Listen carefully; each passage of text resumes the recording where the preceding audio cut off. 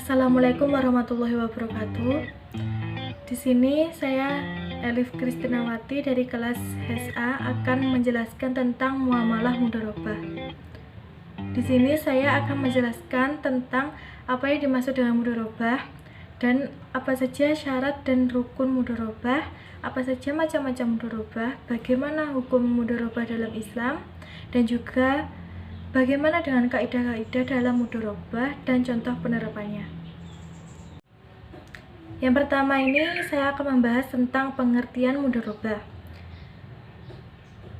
Istilah mudharabah berasal dari kata darb, artinya memukul atau berjalan.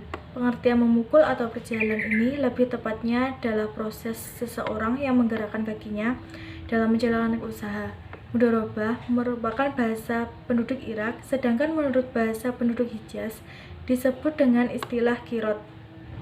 Kemudian kalau menurut istilah syara, mudharabah ini dikenal sebagai suatu akad atau perjanjian atas sekian uang untuk dipertindakkan oleh amil pengusaha dalam perdagangan, kemudian keuntungannya itu dibagikan di antara keduanya menurut syarat-syarat yang ditetapkan terlebih dahulu, baik dengan sama rata maupun dengan kelebihan yang satu atas satu lain. Dan yang kedua ini, saya akan membahas tentang dasar hukum mudharabah. Yang pertama ada Al-Quran. Ketentuan hukum tentang mudharabah dalam Al-Quran tentang surat Al-Muzammil ayat 20 yang artinya, dan dari orang-orang yang berjalan di muka bumi mencari sebagian karunia Allah Subhanahu wa taala. Dan yang kedua ini ada hadis. Ketentuan hukum dalam hadis dapat kita jumpai dalam hadis yang diriwayatkan oleh Tabrani. Dari hadis ini menunjukkan bahwa mudharabah, pihak sahibul mal yang menyediakan dana 100% akan menanggung risiko kehilangan modal, sehingga pihak mudharib selaku pengelola dana harus benar hati-hati dan selalu melaksanakan akad mudharabah dengan penuh itikat baik. Yang ketiga ini ada ijma. Telah dicapai kesepakatan atau konsensus terhadap akad mudharabah ini di kalangan ulama bahkan sejak para sahabat. Yang kedua ini ada syarat dan rukun mudharabah. Mudharabah ini dilaksanakan dengan didahului dan sebuah perjanjian, sehingga ia pun harus memenuhi rukun dan syarat-syaratnya. Adapun mengenai rukun sama dengan jenis perjanjian yang lain, yaitu harus ada para pihak subjek hukum, objek yang akan dibagi yang tertentu, ijab dan kabul melalui pengucapan lafaz. Kemudian mengenai syarat-syarat yang harus dipenuhi meliputi syarat yang menyangkut subjek perjanjian dan syarat yang menyangkut objek perjanjian, bahwa para pihak yang mengadakan perjanjian bagi hasil harus sama-sama sudah dewasa atau balik, sehat akalnya, dan wewenang melakukan tindakan tersebut terhadap objek yang akan dibagi hasilkan, harus benar-benar memilikinya secara sah, jelas, dan tidak sedang dalam proses sengketa. Dan yang ketiga ini adalah macam-macam mudharabah. Secara umum ini mudharabah terbagi menjadi dua jenis, yaitu mudharabah mutlaqah dan mudharabah muqayyadah. Yang pertama, mudharabah mutlaqah. Yang dimaksud dengan transaksi mudharabah mutlaqah adalah bentuk kerjasama antara sahibul ma'al dan mudharib yang cakupannya itu sangat luas dan tidak dibatasi oleh spesifikasi jenis usaha, waktu, dan daerah bisnis. Dalam pembahasan fikih ulama itu, salafus soleh seringkali dicontohkan dengan ungkapan if'al masyita, lakukanlah sesukamu, dari sahibul ma'al ke mudharib yang memberikan kekuasaan yang sangat besar. Yang kedua ini ada mudharabah muqayyadah. Mudharabah muqayyadah atau disebut juga dengan istilah restricted mudharabah atau spesifik mudharabah adalah kebalikan dari mudharabah mutlaqah, yaitu si mudharib dibatasi dengan batasan jenis usaha, waktu, atau tempat usaha. Adanya pembatasan ini seringkali mencerminkan kecenderungan umum si sahibul ma'al dalam memasuki jenis dunia usaha. Nah, yang keempat ini ada hukum mudharabah dalam Islam. Hukum mudharabah dalam Islam terdapat dalam Al-Quran dan hadis. Di dalam Al-Quran, mengenai kebolehan mengadakan perjanjian bagi hasil ini terdapat dalam surat Al-Muzammil ayat 20.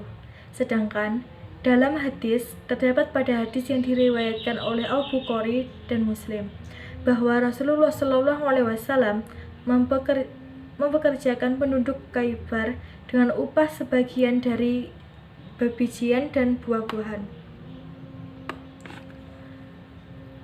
yang ditimbulkan oleh tanah Khaybar. Ijma ulama terdapat hukum dari perjanjian bagi hasil mudharabah ini adalah jaiz atau mubah, yaitu sama dengan diperbolehkan. Yang kelima ini ada kaidah-kaidah mudharabah dan contoh penerapannya. Yang pertama, kaidah-kaidah mudharabah yang yaitu Al-Marginani menyatakan wa in talif dzal al-madharib warabu alamal faqaul fi qaula madharib, yang artinya jika terjadi perbedaan dalam mudharabah antara mudharib dengan pemodal, maka pengakuan yang diterimanya adalah pengakuan mudharib. Al-Hidayah Syar Al-Bid'yah 3/148.